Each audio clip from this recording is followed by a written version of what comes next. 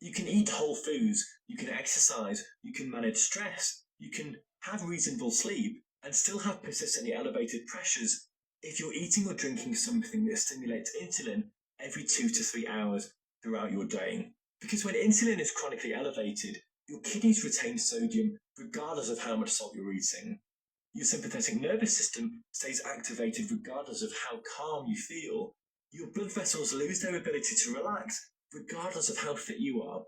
And all of that shows up as high blood pressure that seems resistant to all of the conventional advice. The solution is not more restriction. It's not cutting out more foods or adding more cardio or stressing about every single thing that you eat. The solution could be giving your body the time it needs to reset, creating windows during the day when insulin is genuinely low, when the kidneys can release sodium, when the sympathetic nervous system can downregulate, when the endothelium can do its job properly. That might mean compressing your eating into a narrower window. It might mean cutting out snacks between meals. It might mean finishing dinner earlier and not eating anything until the next day. We live and how well we age comes down to what we consistently put into our bodies, and that largely means food.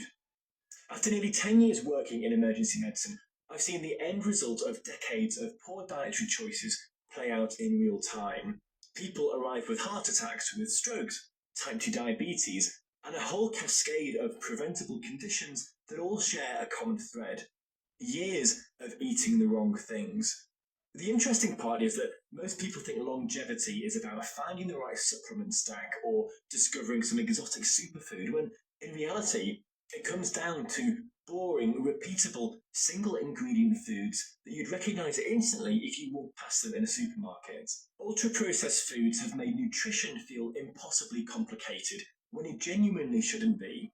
I'm Dr. Alex, and during my time working as a doctor in the UK, I've become quite obsessed with the patterns and the data behind living longer and living in genuine good health.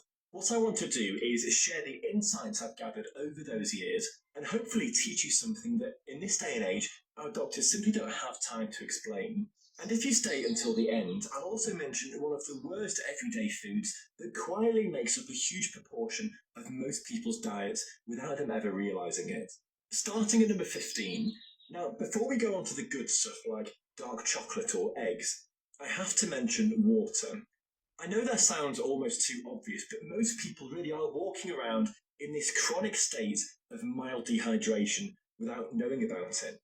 Your thirst mechanism isn't actually that reliable, especially as you get older.